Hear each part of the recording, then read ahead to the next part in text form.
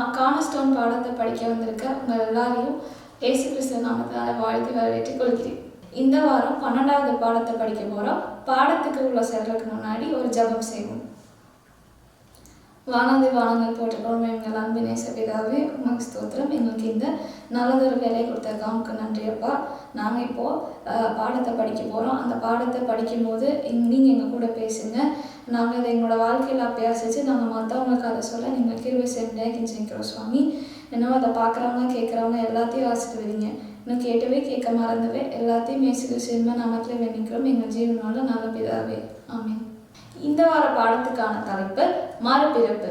இந்த வாரம் மனப்பாட வசனம் யோவான் 3ஆம் அதிகாரம் 12ஆம் வசனத்திலிருந்து 15ஆம் வசனம் வரை. பூமிக்கு அடுத்த காரியங்களை நான் உங்களுக்கு சொல்லியும் நீங்கள் விசுவாசிக்கவில்லையே, பரம காரியங்களை உங்களுக்கு சொல்வேனே ஆனால் எப்படி விசுவாசிப்பீர்கள்? பரலோகத்தில் இருந்து இறங்கின வரும் பரலோகத்தில் இருக்கிறவருமான மனுஷகுமாரனே அல்லாமல் பரலோகத்துக்கு ஏறினவன் ஒருவனும் இல்லை. சர்ப்பமானது மோசையினால் வனாந்தரத்திலே உயர்த்தப்பட்டது போல மனுஷகுமாரனும் தன்னை விசுவாசிக்கிறவன் எவனோ அவன் கெட்டு போகாமல் நித்திய ஜீவனை அடையும்படிக்கு உயர்த்தப்பட வேண்டும். நிக்கோதேமு இஸ்ரவேல் மத குருமார்கள்ல ஒரு படிநிலையில மேல்நிலை வகுத்தவர். அவர் இப்படிப்பட்ட இடத்துல இருந்தாலும் ஆண்டவருடைய சத்தத்துக்கு அவருடைய இருதயத்துல அவர் ஒரு இடத்த வச்சிருந்தாரு. எலஞ்சி வைட்டாமையார் இவரை பத்தி சொல்லும்போது, யூத ஜனங்கள் இயேசு கிட்ட நடந்த முறையை இவர் பார்த்தப்போ இவருடைய உணர்வுகள் ஒரு உணர்ச்சி வசப்படக்கூடிய நிலைமையில இருந்ததா சொல்றாங்க. ஏன்னா இவருக்கு முந்தைய சந்ததிகள்ல இததான் மற்ற யூதர்கள் மற்ற தீர்க்கதரிசிகளுக்கு செஞ்சாங்க. ஒரு கற்றுக்கொள்ளக்கூடிய ஒரு நினைப்போட நிக்கோதேமு ராத்திரி நேரத்துல தேவனை சந்திக்க வராரு. இந்த சந்திப்பு அவருடைய வாழ்க்கையில ஒரு மறக்க முடியாத நிகழ்வா இருந்தது. இந்த பாடம் ஒவ்வொருத்தருடைய மனமாற்றத்திற்கு உதவி செய்யும் அப்படின்னு நினைக்கிறேன். ஏன்னா இந்த பாடம் மனமாற்றம் அப்படிங்கிறது நிக்கோதேமுக்கு நடந்த மாதிரி நம்மளோட வாழ்க்கை முழுவதும் நடக்கும்னு இந்த பாடம் சொல்லுது. அது போல இந்த உலக பிரமாண கல்வி நம்மளுக்கு சொல்லி கொடுக்கறது போல இல்லாம எலஞ்சி வைட்டாமையார் இந்த மறுபிறப்ப எலஞ்சி வைட்டாமையார் மீள் உருவாக்கம் அப்படிங்கிற ஒரு தலைப்புல உருவாக்குறாங்க. இந்த நிகழ்வுல இயேசு பலவிதமான எடுத்துக்காட்டுகளோட ஒருத்தரோட மறுபிறப்பின் அனுபவத்தை நிக்கோதேமுக்கு புரிய வைக்கிறாங்க. அதுல முதல் காரியம் பிறப்பு மற்றும் மறுபிறப்பு. ரெண்டாவதா காற்று வீசுறதுக்கு ஒப்பான பரிசுத்த ஆவியின் செயல்பாடு. மூன்றாவதா மாம்சம் மற்றும் ஆவிக்குரியது. இது ரெண்டோட இரட்டைத்தன்மை. நாலாவதா கல்வாரியினுடைய காட்சி. பழைய ஏற்பாட்டுல எப்படி இஸ்ரவேல் ஜனங்கள் அந்த வெண்கல சர்ப்பத்தை பார்த்தபோது காப்பாற்றப்பட்டாங்க அப்படிங்கிறதையும் இயேசு இங்க நிக்கோதேமுக்கு புரிய வைக்க பயன்படுத்துறாரு. இந்த காலத்துல வாழ்ற அநேக வாலிப பிள்ளைங்களுக்கு தமஸ்கு வீதியின் அனுபவம் இல்லாததுனால அவங்களுக்கு மறுபிறப்பின் அனுபவம் இல்லைன்னு நினைக்கிறாங்க. அப்படி நினைக்கிறவங்களுக்கு சவுல் இந்த மறுபிறப்புக்கு மனமாற்றத்துக்கு முன்னாடி ஏற்கனவே ஆண்டவரை அவர் விசுவாசிச்ச ஒரு நபர். ஆனா ஒரு சில முக்கியமான காரியங்கள்ல அவருடைய புரிதல் தவறாக இருந்துச்சு. சவுலினுடைய மனமாற்றம் அல்லது மறுபிறப்பை நம்ம பார்க்கும்போது அது ஒரு வெடிகுண்டு வெடித்த மாதிரி பகிரமா நமக்கு தெரிய வருது. ஆனா நிக்கோதேமுனுடைய மனமாற்றம் ஒரு மெல்லிய அகல் விளக்கு போல எரிஞ்சிச்சு. இந்த பாடத்தை நம்ம தெளிவா புரிஞ்சுக்கிறதுக்கு ஒரு சின்ன கதையை நம்ம பார்க்கலாம். நீங்க யாராவது இக்னஸ் பிலிப் செமல்ஃபிஸ் பத்தி கேள்விப்பட்டிருக்கீங்களா? இவரு 1818வது வருஷத்துல இவர் பிறந்தாரு. இவர் பிறந்த காலத்துல அவங்க தாய் மகன் பெறும் காலத்துல மறிக்கிறது அப்படிங்கிறது ஒரு சகஜமான காரியமா இருந்துச்சு. சைல்டு பெட் ஃபீவர் அப்படிங்கிற இந்த ஒரு பிரச்சனையினால 6ல் ஒரு தாய் குழந்தை பிறந்ததுக்கு அப்புறம் இறந்து போனாங்க. ஒவ்வொரு நாளும் இதுல இறக்குறவங்க அவங்களோட பிரேத பரிசோதனையை பார்க்குறப்போ அவசர கால மருத்துவ உதவிகள் செய்யறதும் இந்த மருத்துவர்களுக்கு சகஜமா இருந்துச்சு. ஒவ்வொரு நாளும் வேலை அதிகமா இருந்ததுனால பிரசவத்துக்காக வரக்கூடிய ஒவ்வொரு தாய்மார்களையும் இந்த மருத்துவர்கள் அவங்களோட கைகளை கழுவாம நேரா போய் பிரசவம் பார்த்தாங்க. இந்த டாக்டர் செமல்விஸ் அப்படிங்கிற மருத்துவர் முதல் முறையா ஒரு நோயாளியை பார்க்குறப்போ கைகளை கழுவணும் அப்படிங்கிறத கொண்டு வராரு.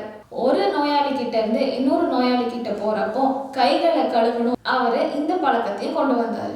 இந்த சாதாரணமா கை கழுவுற பழக்கத்தின் மூலமா 11 வருஷத்துக்கு அப்புறம் 6ல் அவங்க இழந்த ஒவ்வொரு தாய்மார்களுக்கு பதிலா 50 பேருக்கு ஒருத்தர் அப்படிங்கிற கணக்கு குறைஞ்சு வந்துச்சு. வருஷ கணக்கா இந்த ஒரு செய்தி, அதாவது தயவு செய்து உங்களுக்கு புண்ணியமா போகும், கையை கழுவுங்க அப்படின்னு ஒவ்வொரு மருத்துவருக்கும் இந்த செமல்வேஸ் பாடம் கற்பிச்சுட்டே இருந்தார். தொழில்துறை புரட்சி அந்த காலகட்டத்துல தொழில்நுட்பத்தினுடைய புது புது காரியங்கள்ல செயல்பாடுகளை கத்துக்கணும்னு நிறைய மருத்துவ துறை சார்ந்தவங்க ரொம்ப விறுவிறுப்போடையும் ஆர்வத்தோடையும் இருந்தாங்க. ரொம்ப ஒரு சிலர் மட்டுமே சாதாரணமா இந்த கை கழுவுனுங்கிற முறைய கடைபிடிக்கணும் அப்படிங்கிற டாக்டர் செமல்விஸ்னுடைய செய்தியை பயன்படுத்தினாங்க. செமல்விஸ் தன்னுடைய சக மருத்துவர்கள் கிட்ட கை கழுவணும் அப்படிங்கிற அந்த முறையில அவங்கள முழுமையா மாற்ற முடியல. ஆனா அவருடைய மரணத்திற்கு அப்புறம் கை கழுவணும் அப்படிங்கிற இந்த ஒரு முறைய உலகம் முழுவதும் ஏற்றுக்கொள்ளப்பட்டுச்சு. தாவீது ராஜா என்னை கழுவும் அப்படின்னு சொல்லி ஆண்டவர்கிட்ட முறையிடுறாரு. யோவான் ஸ்நானகனும் இஸ்ரவேல் தேசம் முழுவதும் மனம் திரும்புகள், உங்களுடைய பாவங்களை பழைய ஞானஸ்தானத்தின் மூலம் கழுவி ஆவிக்குரிய புது மறுபிறப்பின் அனுபவத்தை பெற்றுக்கொள்ளுங்கன்னு அழைச்சாரு. இன்னும் யோவான் 13:8 உன்னை நான் கழுவுலன்னா என் கிட்ட பங்கு இல்லைன்னு பேதர்கிட்ட இயேசுவே நேரடியா சொல்றாரு. இந்த மறுபிறப்பின் அனுபவம் நம்முடைய வேதத்துல முழுவதும் தண்ணியினுடைய கழுவுறதனோடையும் இணைக்கப்பட்ட ஒரு காரியமா இருக்குது. நிக்கோதேமுக்கு கொடுக்கப்பட்ட அந்த ஒரு செய்தி மன திரும்ப கழுவு நம்ம எல்லாத்துக்கும் கொடுக்கப்படுற ஒரு செய்தியா இருக்குது. விசுவாசத்தோட நம்ம எல்லாரும் இந்த புது வாழ்க்கைய ஒவ்வொரு நாளும் நம்ம ஆண்டவருக்குள்ளாக மறுபடியும் பிறந்து அந்த மறுபிறப்பின் அனுபவத்தை நம்ம பெற்றுக்கணும். நிக்கோதேமு கிறிஸ்துவை பார்க்க வந்த அந்த நேரம் ஒரு இருட்டான ஒரு மாலை பொழுதா இருந்தது.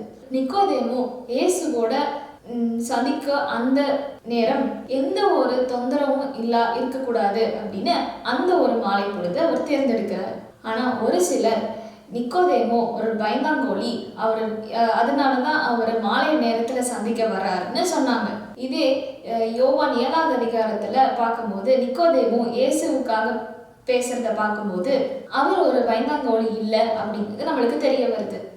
இயேசுவை சுத்தி எப்பயும் ஒரு கூட்டம் இருந்ததுனாலையும் ஆண்டவர் அவருக்கு வச்சிருந்த காரியத்தை அவர் முழுமையா புரிஞ்சுக்கிறதுனாலையும் அவரு இப்படி ஒரு நேரத்தை தேர்வு செஞ்சாரு.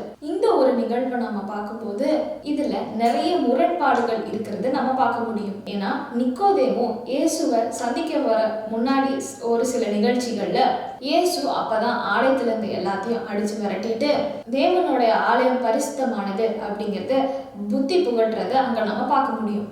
இந்த நிகழ்ச்சியினால நிறைய மத குருமார்கள் இயேசுவுக்கு எதிராக ஒரு காரியத்தை செயல்படுத்த திட்டமிட்டு இருந்தாங்க. இப்போ இயேசு நிக்கோதேமு கூட பேசிட்டு இருக்கும்போது இதுல முக்கியமான காரியம் என்னன்னு பார்க்கும்போது பிறப்பு மற்றும் மறுபிறப்பு, மாமிசம் மற்றும் ஆவிக்குரிய வாழ்க்கை, உள்ளான மாற்றம் மற்றும் வெளிப்புறமான தோற்றம். இயேசு நிக்கோதேமு பரலோக ராஜ்யத்துக்குள்ள வரணும்னா கண்டிப்பா அவர் மறுபடியும் பிறந்திருக்கணும் அப்படின்னு சொல்லி சொல்றாரு. இந்த விஷயம் நிக்கோதேமுக்கு பயங்கரமா ஒரு அதிர்ச்சியான விஷயமா இருந்தது. ஏன்னா யூதர்கள் அந்த காலத்துல என்ன நம்பினாங்கன்னா இந்த மறுபிறப்பின் அனுபவத்தை கொடுத்த இந்த ஞானஸ்தானம் புறஜாதியார் அல்லது யூதர்கள் அல்லாத மக்களுக்கு மட்டும்தான். அவங்க யூதர்கள் ஆகணும்னு அப்படின்னு நினைச்சா அவங்க ஞானஸ்தானம் எடுத்துக்கலாம் அப்படின்னு சொல்லி நினைச்சிருந்தாங்க.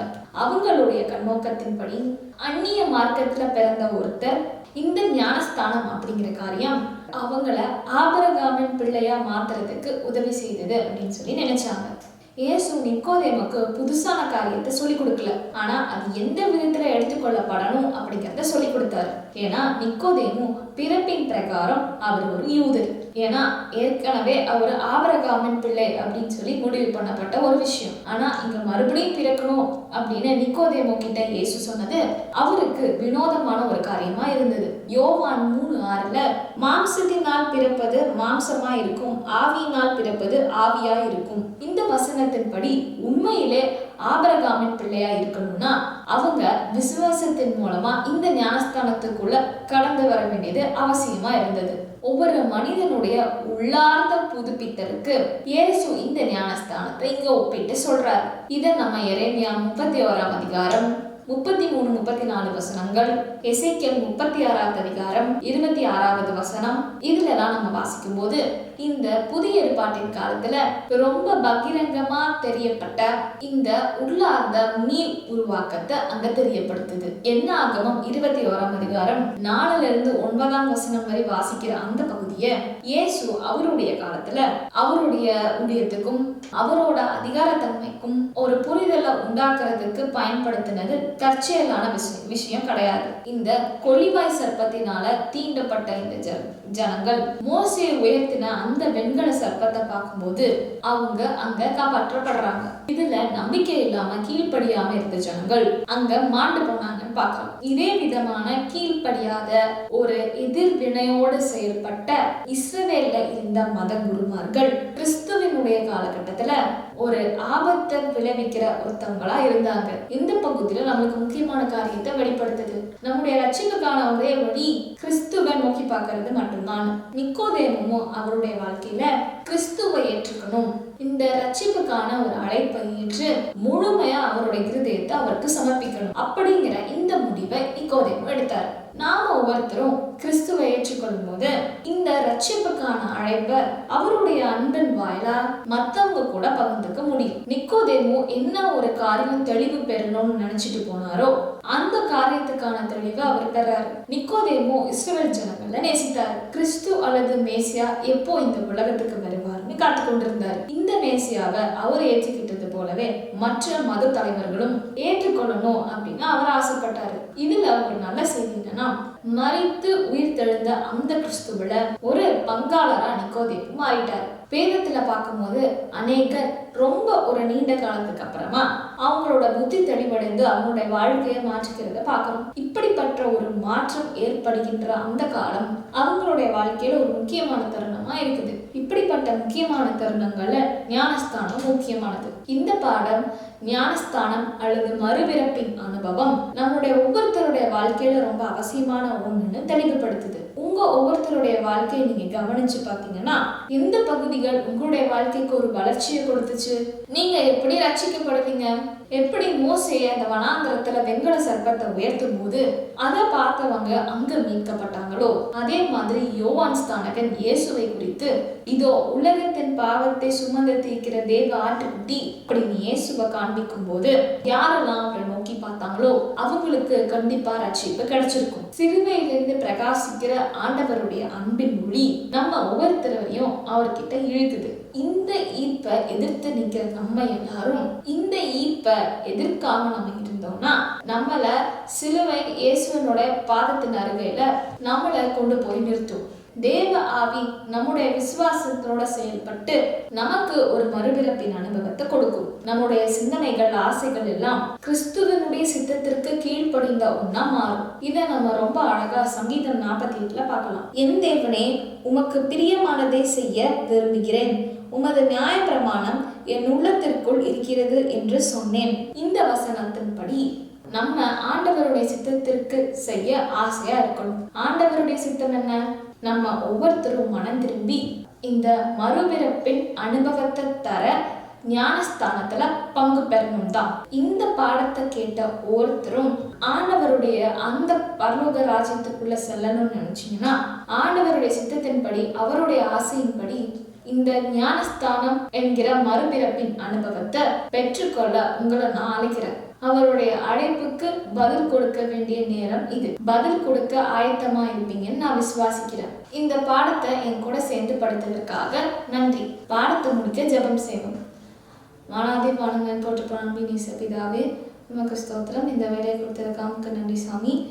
அப்பா, இப்பொழுதுமாக நாங்கள் மறுபிறப்பின் செய்தியை பற்றி பார்த்தோம். நாங்கள் பரலோக ராஜ்யத்துக்குள்ளே சொல்லணும்னா நாங்கள் மறுபிறப்பை அடையிறது அவசியம் அப்படிங்கிற இந்த பாடத்தை எங்களுக்கு நீங்கள் கொடுத்ததற்காக நன்றி. இதை நாங்கள் எங்களுடைய வாழ்க்கையில் அபியாசித்து மறுபிறப்பின் அனுபவத்தை பெற்றுக்கொள்கிற பிள்ளைகளாக நாங்கள் மாற உதவி செய்யுங்க. இதை பார்க்குற கேட்குற எல்லாரும் அந்த அனுபவத்திற்குள்ளாக செல்ல நீங்கள் கிருபை செய்ய முடியாது கெஞ்சி நிற்கிறோம். இன்னும் கேட்டவை கேட்க மறந்தவை எல்லாத்தையும் இயேசுவின் நாமத்தில் வேண்டிக்கிறோம். எங்கள் ஜீவனுள்ள நல்ல தந்தையே, ஆமென்.